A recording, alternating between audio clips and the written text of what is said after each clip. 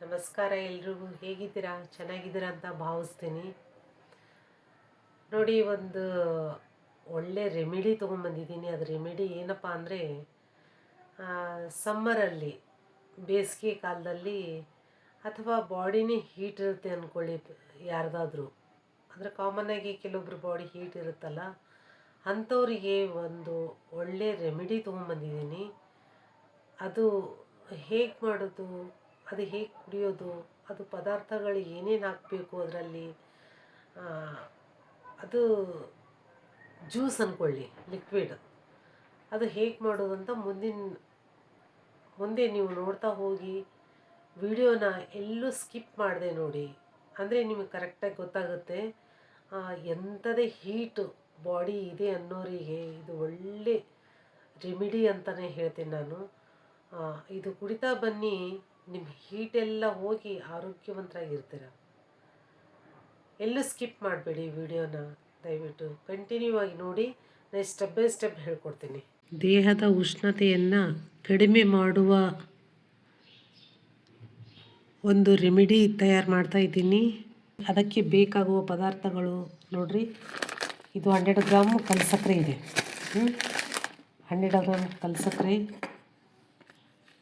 ಏಲಕ್ಕಿ ಒಂದು 50 ಗ್ರಾಮ್ ಇದೆ.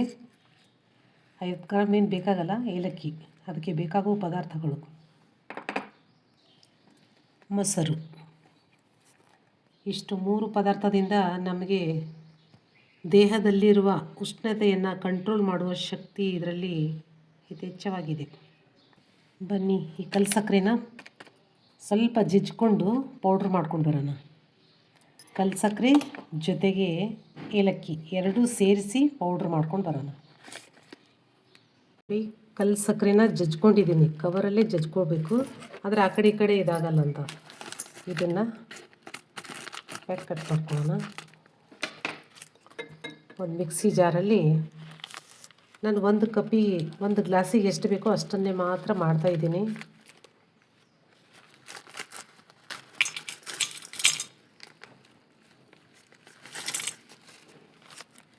ಒಂದು ಗ್ಲಾಸಿಗೆ ಎಷ್ಟು ಬೇಕು ಅಷ್ಟೇ ಮಾಡ್ತಾಯಿದ್ದೀನಿ ನೋಡಿರಿ.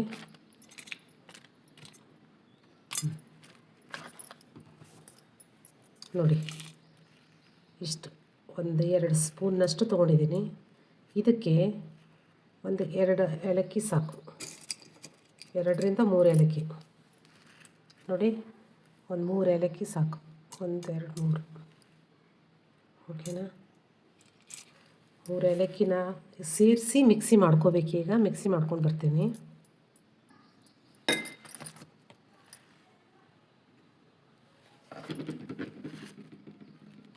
ಪೌಡ್ರಾಗಿದೆ ಈಗ. ಈ ಥರ ಪೌಡ್ರ್ ಆಗಬೇಕು.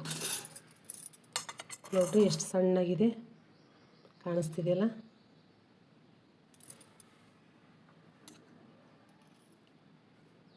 ನೋಡಿ ಎಷ್ಟು ಸಣ್ಣಾಗಿದೆ, ಸಾಕು. ಏಲಕ್ಕಿ ಅದು ಎರಡೂ ಕೂಡ ಮಿಕ್ಸಿ ಆಗಿದೆ. ಈ ಥರ ನೀವು ಸ್ವಲ್ಪ ಪೌಡ್ರನ್ನ ಮಾಡಿ ಇಟ್ಕೊಂಡ್ರೆ, ಗಾಜಿನ ಗ್ಲಾಸಲ್ಲಿ ಮಾಡಿಟ್ಕೋಬೇಕು. ಸ್ಟೋರ್ ಮಾಡಿಟ್ಕೊಂಡ್ರೆ ಡೈಲಿ 1 ಸ್ಪೂನ್ ಹಾಕ್ಕೊಂಡು ಮಜ್ಜಿಗೆಯಲ್ಲಿ, ಈ ಮೊಸರು ತೊಗೊಂಡಿದ್ದೀನಲ್ಲ, ಇದು ಮಜ್ಜಿಗೆ ಮಾಡ್ತೀನಿ.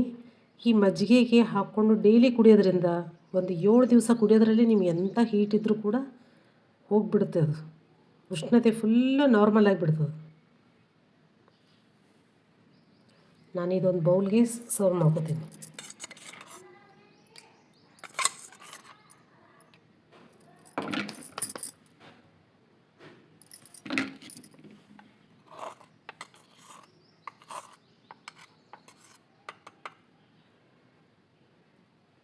ನೋಡಿ ಎಷ್ಟಾಗಿದೆ,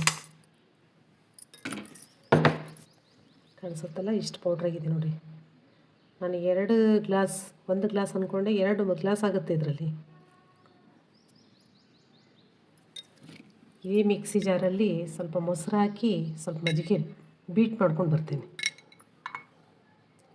3 ಚಮಚ 4 ಚಮಚ ಹಾಕ್ಕೊಂಡಿದ್ದೀನಿ, ಸಾಕು. ಸ್ವಲ್ಪ ಮಿಕ್ಸಿ ಮಾಡ್ಕೊಂಡು ಬರೋಣ. ಇಲ್ಲ ಮಜ್ಜಿಗೆ ಮಾಡೋದಿದ್ದರೆ ಅದರಿಂದ ಕೂಡ ಮಾಡ್ಕೋಬೋದು. ನೋಡಿ, ನನ್ನ ಹತ್ರ ಈ ಥರ ಬಾಟಲ್ ಇದೆ. ಈ ಥರ ಬಾಟಲಲ್ಲಿ ಮಜ್ಜಿಗೆ ಮಾಡ್ಕೊಂಡು ಬರ್ತೀನಿ.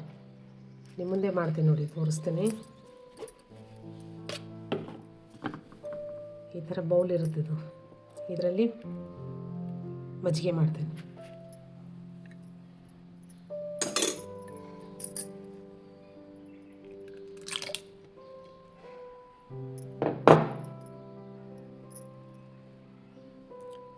ಒಂದು ಬಟ್ಲು ನೀರು ನೋಡಿ, ಈ ಬೌಲಿಂದ ಒಂದು ಬೌಲ್ ಹಾಕ್ಕೊಂಡಿದ್ದೀನಿ. ಒಂದು ಗ್ಲಾಸ್ ಮಾತ್ರ ಮಾಡ್ತಾಯಿದ್ದೀನಿ ಮಜ್ಜಿಗೆನ. ಇದಕ್ಕೆ ಇದು ಮುಚ್ಚಳ, ಇದು ಮುಚ್ಕೊಳ್ತೇನೆ. ಇದೆ ನೋಡಿ,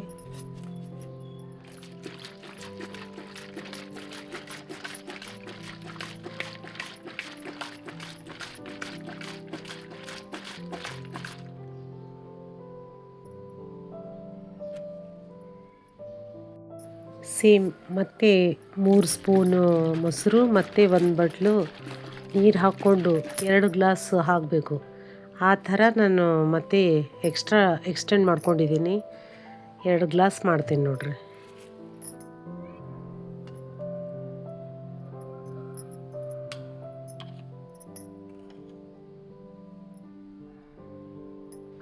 ಇದಕ್ಕೆ 2.5 ಸ್ಪೂನ್ ನಾನು ಆ ಪೌಡ್ರ್ ಮಿಕ್ಸಿ ಮಾಡ್ಕೊಂಡಿದ್ದು ಏಲಕ್ಕಿ ಕಲ್ಸಕ್ಕರೆ ಪೌಡ್ರು 2.5 ಸ್ಪೂನ್ ನಾನು ಪೌಡ್ರ್ ಹಾಕ್ಕೋತಾ ಇದ್ದೀನಿ. 2 ಗ್ಲಾಸ್ ಮಜ್ಜಿಗೆ ಮಾಡ್ತಾಯಿರೋದು.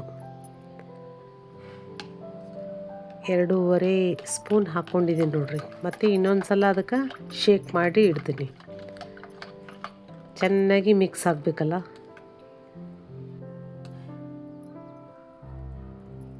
ಖಂಡಿತವಾಗಿಯೂ ಈ ಮಜ್ಜಿಗೆ ಕಲ್ಸಕ್ಕರೆ ಮತ್ತು ಏಲಕ್ಕಿ ಪೌಡ್ರ್ ಮಾಡಿ ಇಟ್ಕೊಂಡು ಮಜ್ಜಿಗೆಯೊಳಗೆ ನೀವು ಸೇವನೆ ಮಾಡೋದ್ರಿಂದ 100% ಅಲ್ಲ 200% ಕೂಡ ಇದು ಬಾಡಿನ ಕೂಲ್ ಮಾಡೋದ್ರಲ್ಲಿ ಸಂದೇಹನೇ ಇಲ್ಲ. ಈ ಮನೆಮದ್ದು ನೀವು ಮಾಡಿಕೊಳ್ರಿ, ನನಗೆ ಕಮೆಂಟ್ ಮೂಲಕ ಆಮೇಲೆ ತಿಳಿಸ್ರಿ. ಭಾಳ ಒಳ್ಳೆ ರೆಮಿಡಿ ಇದು. 1 ಗ್ಲಾಸ್ ಮಜ್ಜಿಗೆ ದಿನಾಲೂ ಕುಡೀರಿ. ನಿಮಗೆ 7 ದಿನದಲ್ಲೇ ನಿಮಗೆ ರಿಸಲ್ಟ್ ಗೊತ್ತಾಗ್ಬಿಡ್ತದೆ. ದೇಹದ ಉಷ್ಣತೆ ಎಷ್ಟು ಕಡಿಮೆ ಆಗಿದೆ ಅಂತ ನಿಮಗೆ ಗೊತ್ತಾಗುತ್ತೆ. ಅದು ಹೊಟ್ಟೆ ಕೂಡ ತಂಪಾಗಿಡ್ತದೆ ಮತ್ತು ಜೀರ್ಣಕ್ರಿಯೆಯನ್ನು ಉತ್ತಮವಾಗಿಸ್ತದೆ. ಇದು ಮಧ್ಯಾಹ್ನ ಸಮಯದಲ್ಲಿ ಕುಡೀರಿ ಅಥವಾ ಬೆಳಿಗ್ಗೆ ಕುಡೀರಿ. ರೆಗ್ಯುಲರಾಗಿ ಕುಡಿತಾ ಬನ್ನಿ. ಬೇಸಿಗೆ ಮುಗಿಯೋವರೆಗೂ ನೋಡಿರಿ ನಿಮ್ಮ ಆರೋಗ್ಯ ಎಷ್ಟು ಪರ್ಫೆಕ್ಟಾಗಿರ್ತದಂತ ನನಗೆ ನೆನೆಸ್ಕೋತೀರಾ. ನನಗೆ ಮತ್ತು ಕಮೆಂಟ್ ಮೂಲಕ ತಿಳಿಸ್ತೀರ ಅಂತ ನಾನು ಅನ್ಕೋತೀನಿ.